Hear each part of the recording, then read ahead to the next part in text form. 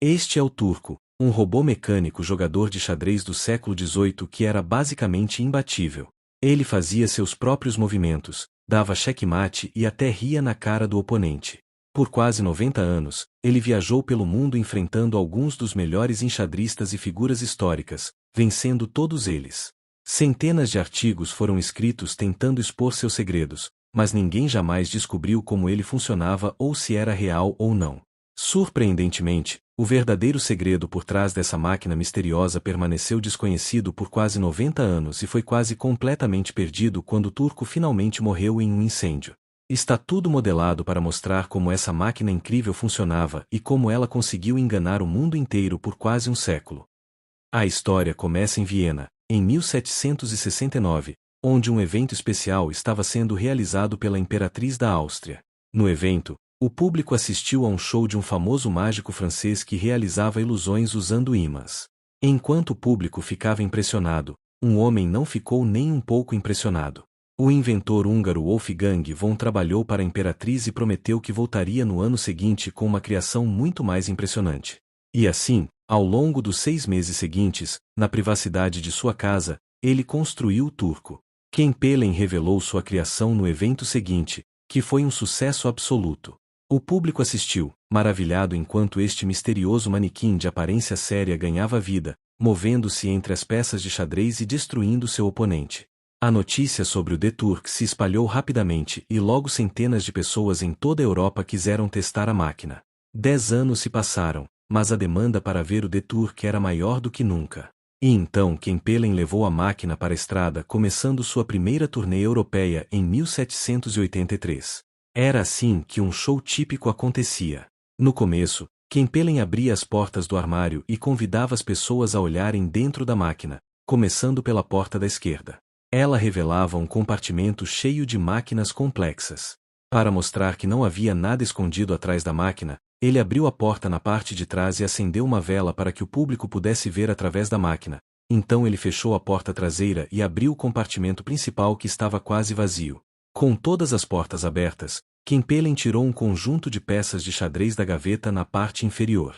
O turco estava agora pronto para jogar. Ken Pelen desafiava o membro mais inteligente da plateia a tentar derrotar o turco e quase sempre o turco saía vitorioso.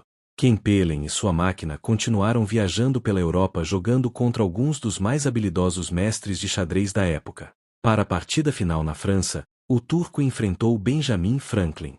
Apesar de ser um fanático por xadrez, o turco derrotou rapidamente com facilidade. Depois disso, as especulações sobre a autenticidade da máquina começaram a aumentar. Enquanto muitos acreditavam que se tratava de uma máquina totalmente automatizada, alguns acreditavam que ela também era controlada por ímãs e outros acreditavam que havia uma criança pequena operando o turco de dentro. No entanto, Ken Pelen estava determinado a levar o segredo para o túmulo e, em 1804, ele faleceu aos 70 anos. O turco acabou sendo vendido a um inventor alemão chamado Johann Maelzel por cerca de $300.000. Ao longo de vários anos, ele descobriu os segredos do turco e o levou de volta à estrada. Desta vez, encontrando ainda mais sucesso nos Estados Unidos. Mas um dia, após uma apresentação em Baltimore, um artigo foi publicado no jornal local que aparentemente revelou o segredo do turco. 2 meninos subiram no galpão de armazenamento do turco e viram Maelzel abrindo o armário e um homem saindo dele. Poucos dias depois, o jornal retirou o artigo porque a história do menino não pôde ser verificada. Depois de descobrir os segredos por trás de sua nova máquina, Maelzel levou o turco de volta à estrada. Um de seus primeiros oponentes foi ninguém menos que Napoleão Bonaparte, a quem derrotou com facilidade. Maelzel e o turco passaram os 20 anos seguintes viajando de Boston ao rio Mississippi e por todos os lugares entre eles. O turco estava mais popular do que nunca, mas ninguém sabia se era real ou não. O famoso poeta Edgar Allan Poe foi convidado a inspecionar a máquina e acabou escrevendo um ensaio sobre como ele achava que ela funcionava. Ele pensava que havia simplesmente um homem por baixo das roupas do turco que conseguia ver o tabuleiro de xadrez e fazia todos os movimentos.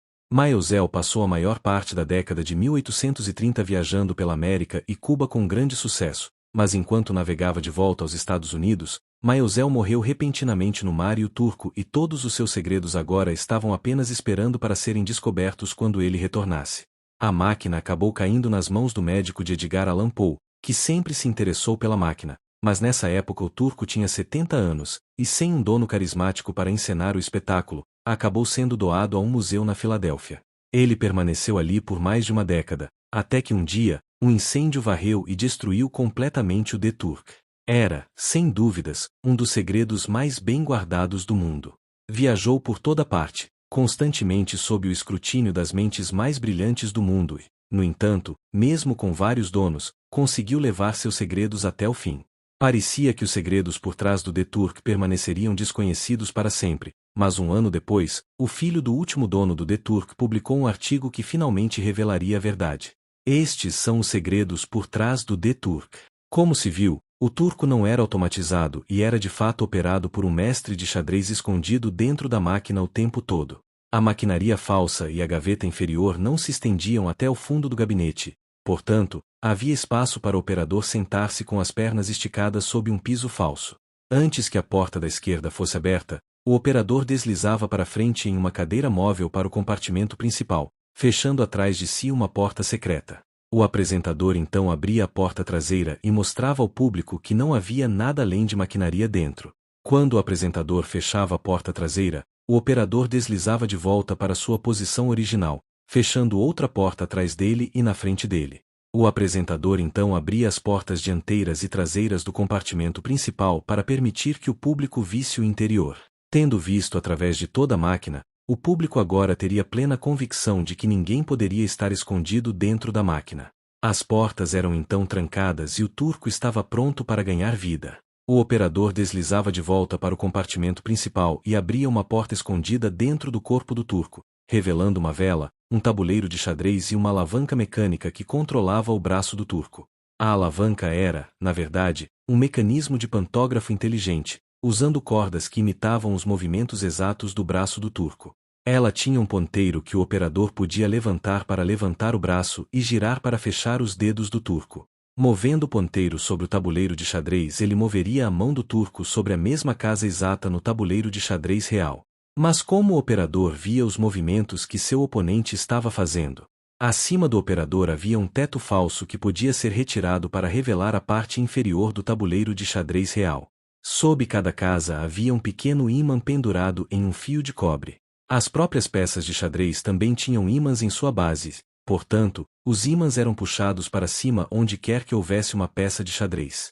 Conforme seu oponente pegava uma peça de xadrez, o ímã correspondente caía e oscilava por cerca de 30 segundos, permitindo que o operador visse qual peça havia se movido e a replicasse em seu próprio tabuleiro de xadrez. Até hoje, o operador original do turco é desconhecido, mas durante as turnês de Maelzel, a máquina era operada por uma lista impressionante de mestres de xadrez, todos os quais mantinham sua parte do segredo. Ao longo de sua carreira de 90 anos, o turco jogou centenas, se não milhares de partidas e venceu quase todas elas. Surpreendentemente, a história desses jovens que viram o operador sair da máquina era quase certamente verdadeira, mas The Turk continuou mantendo isso em segredo por mais 30 anos.